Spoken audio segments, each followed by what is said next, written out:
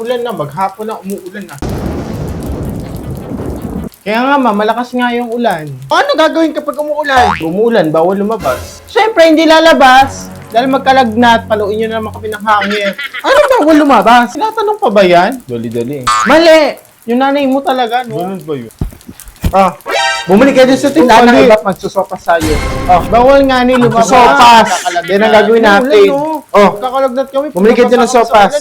Ay, sana ang ulan sa sopa. Ay, ma, hindi kami pwedeng lumabas. No? May maambulan kami dyan eh. Magkalagnat kami. Ay sus! Huwag niyong intindihin yung ulan-ulan. Lagnat-lagnat na yan. Mahalaga makapagsopas tayo. Gagaling din naman kapag nagkasakit kayo, mabuisit kayo. Sabi naman yung mama na yan. Sabi mo naman, kakasal po na naman namin yan.